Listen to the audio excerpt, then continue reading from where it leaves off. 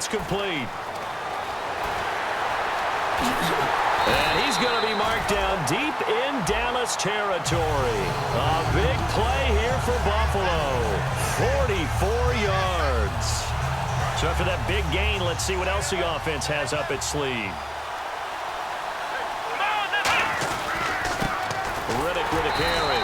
And he'll push his way up to about the 14. 2 yards on the carry there. It'll be second down. And so often we talk about electric playmakers as we look at the offense here. Sammy Watkins, he's an electric playmaker. Love the word you used. Electric indeed. Dynamic. And this guy makes plays and opens the game up. They go back to Riddick. And he'll be brought down this time at the 5-yard line. 9 yards on the play there, and it sets him up first and goal. A lot of people call the toss a probing play to see what they can get against the defense, to see how they adjust and react. Their probing's working pretty well. That was a very nice run. They'll run with Gillislee. And he'll get in. Touchdown, Buffalo. Mike Gillislee, his second touchdown on the season. And the Bills have taken the early lead. He's got it. They'll see that opening drive field goal and raise it a touchdown, and that makes it 7-3. After the TD, here's Carpenter on to kick it away. Fielded about a yard deep. And not a bad return here. He gets it out to the 25-yard line. Here's the Dallas offense now heading back out onto the field. And fortunate to get points on the board last time. They had to hit a really long field goal to do so. The kickers in today's game are so good and so skilled and hit from distances that we almost start to take them for granted. And we can't do that. That's a long field goal that they got 3 points out of. They've got to feel good about that, and they've got to make sure they love him up because he's helped them out. Yeah, now we'll see if that offense can put 6 on the board here. We'll see. I know the toss play begins with the guy taking the snap and turning around and tossing it to the runner. But where the real intrigue is, can they seal the edge, whether it's an offensive tackle or a tight end, in the direction they want to run the football? If they do that, that's the result that you get, that type of a gain. If they don't, oftentimes it's not a very successful play. They get 5 out of that one, and it moves the chains. 2nd and 1, and people want to run the football. This is where every back in the league is supposed to do exactly what we just saw there, pick up the first down.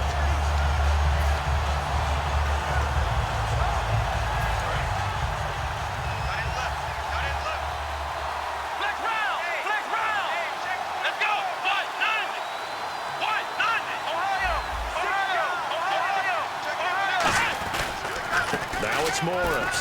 And nothing doing. He's immediately taken down at the line of scrimmage. Call it no gain on the play, and it'll be second down. Well, usually you don't think of the cornerback coming in for a no-gain play, but that's what we had there. Nice tackle. And how about the range, too? Coming from the outside part of the play, moving his way into the inside and making that play happen. No gain for the offense, big play for the defense. On second down, Elliott. And some room to maneuver. And he'll be taken down, but not before he gets into enemy territory. Sitting alongside Charles Davis, I'm Brandon Gaudin, as it is Cowboy football to begin quarter number 2. And they've got it here with a first down.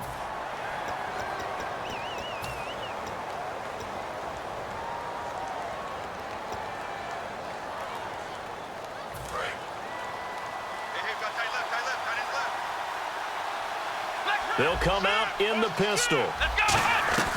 Now on first down, he'll drop to throw it. He's going to loft one deep left side here. Got a man, it's caught inside the 10. They practiced this all week. Pretty clear it paid off there. Threw it downfield, made it look relatively easy. And it always comes a little bit easier when you've practiced it and tuned things up and you're confident in what you're doing now. They felt very, very good about their plan, and we saw the execution because the confidence of the players was there. And they go the wrong way on this one. Losing yardage back at the 12. That play almost seemed like a baseball play. See ball, hit ball. But in this case, see guy with ball, tackle guy with ball.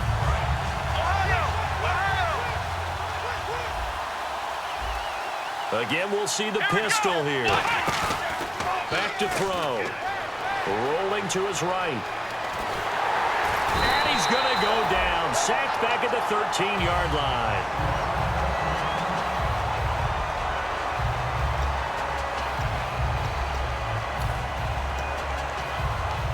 Following the sack, they go from the 13 on 3rd and goal. Another pistol look here. And now a first chance for the backup here to throw. Looking for someone to throw to. He was looking for Terrence Williams that time. And it'll be 4th down. And for the second time tonight, this field goal unit comes out here. And Bailey able to knock it through. And they'll get it back within a point at 7-6. So the drive stalls out, but they are able to put 3 points on the board. Yeah, just a yard or two shorter than an extra point, so no problems converting there. That's fielded in the end zone. They'll bring it back to just about the 25, call it the 24-yard line. And here come the Bills. And they will simply, Charles, be looking to duplicate what they did last drive when they were able to push it in for 6. And they hope it'll be that easy, right? To be able to take exactly what happened before, replicate it. They may have to make a few additional changes along the way because I'm sure the defense will make some adjustments, but they've got to have great confidence having scored the last time out. First play of the drive, let's give credit all around. Excellent blocking, but the guy carrying the ball, he was the finisher. A really nice run.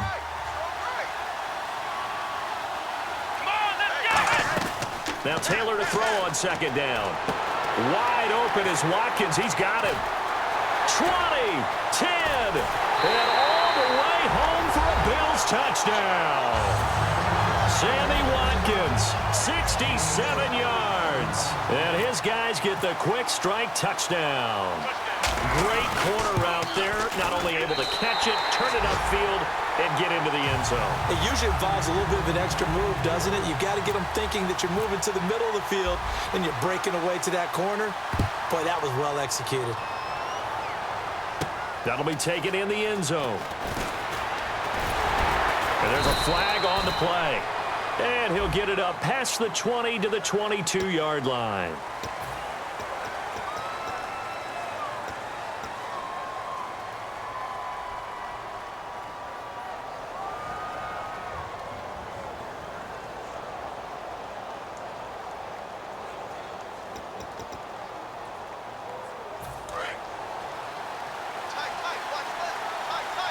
Bryant, the lone receiver, left.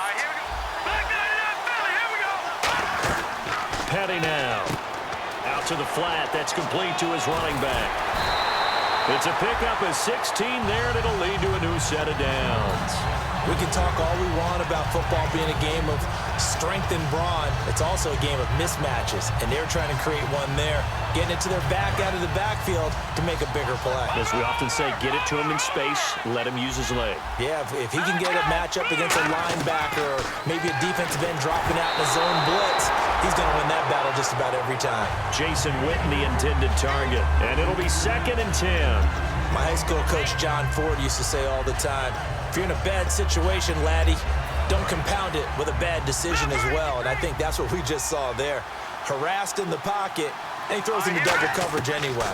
He called you laddie? He called me laddie, and that was the nicest thing he called me. And he hits Jason Witten, the tight end.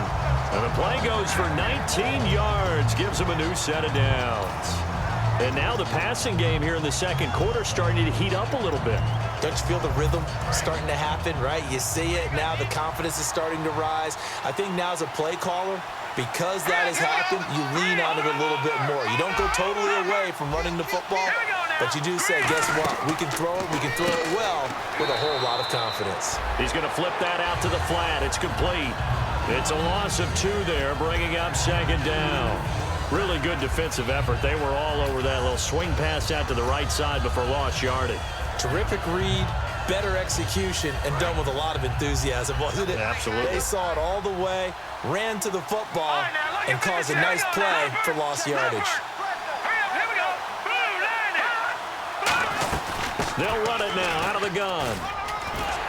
And he's brought down. And a nice carry there of 15 yards. I don't want to downplay the run, but that's exactly what I expected out of him coming out of college. When I look back at my draft analysis, one of the highest-rated players on my board, a 3-down back who can do everything. And one of the best parts of his game is what he does when he doesn't have the football, because He carries it really well, but he blocks equally as well as pass protects for his quarterback. I think he's going to be special.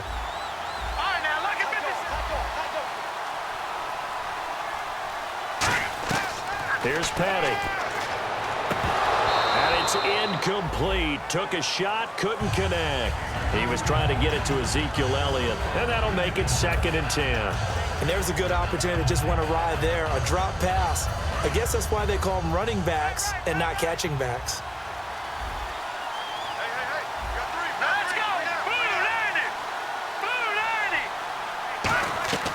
He'll try again with the arm here on 2nd down. He'll buy some time right. Lucky Whitehead, his intended target. And it'll be 3rd and 10 now. Receivers work all the time on making sure they catch the ball, haul it into their bodies before they turn and run. A little bit of loss of focus on that play. Here comes the 7th play now of this drive as this is 3rd and 10. The Bills bring out a couple of extra defensive backs to defend this 3rd down play. Yeah, they're going dime. And incomplete, a disappointing drop there defensively by the rookie. And now 4th down. So they are going to call on Dan Bailey here. His career long is 56 yards done in Seattle. This will be from 56 yards out. And his kick is good. He got every bit of that one as it's good from 56 yards out. So that one is his 3rd of the game. Now, if you're wondering, that's only halfway to his career high as he once had 6 field goals. Brandon, but 6? Let's hope we don't get that again, please. Can we see a few touchdowns here and there? That'd be nice. Back onto the field now comes the Bills offense. And they'll just simply be looking to build off the confidence of the last time out where they scored a touchdown. Man, confidence is powerful, isn't it? When you've scored once, you feel like you can go back out there and get it done again. Doesn't matter what the defense throws at them. They feel like they're in a groove right now, and they want to get out there and show it. Yeah, hoping to stay in that groove here this go-around. In order for a screen pass to break big, a lot of things have to come together and be well executed. But all it takes is one small thing to go wrong and keep it from being a big game. They got a man over the middle. It's Woods. And they talked about how important the passing game was going to be against that defensive look. Good job there going to the air for the 1st down. It's all about preparation. It's all about planning. And then it's about execution. So they put it all together in practice. Okay, this is what we think we're going to see. This is how they get to it. And then when the game comes, read it and attack it. And it looks like this will likely be the last play before we hit the 2-minute warning. Let's see if they can sneak one more good play in before the 2-minute signal. Jalen Smith out of Notre Dame. Partner, that's got to be one of the best stories in the NFL, seeing him out on the field. Yeah, it really is. That injury that he had during the bowl game against Ohio State, boy, that hurt his draft stock. So nice to see him out there. I had him rated as the top player in his class in 2016 before his injury. He ends up going in the 2nd round, and now he's starting to make the plays we expected to see. Now Taylor throwing for his running back, and he's got him complete. And able to break one tackle, but then quickly brought down. But a nice little gain. So on 4th down, the Bills call on the punt unit, and Colton Schmidt, Lucky Whitehead back deep for Dallas.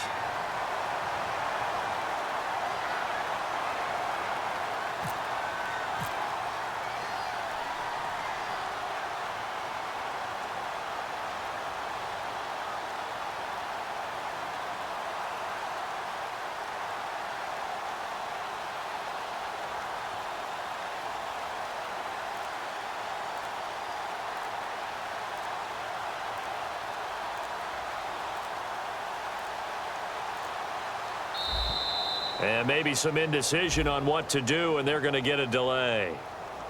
So 1:55 to go in the 1st half. We're back to Super Bowl 51 after this.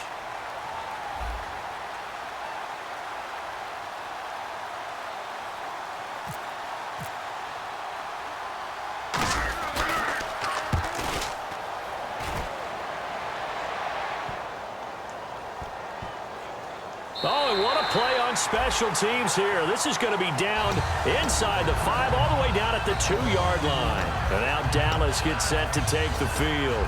And after the field goal last time, let's see what they can get here. At least they got points out of the last drive, Charles. I never met an offensive coach that didn't want to drive to end with a kick. Most of them wanted to end with a PAT, right? In this case, a field goal, they'll take it. Way better than the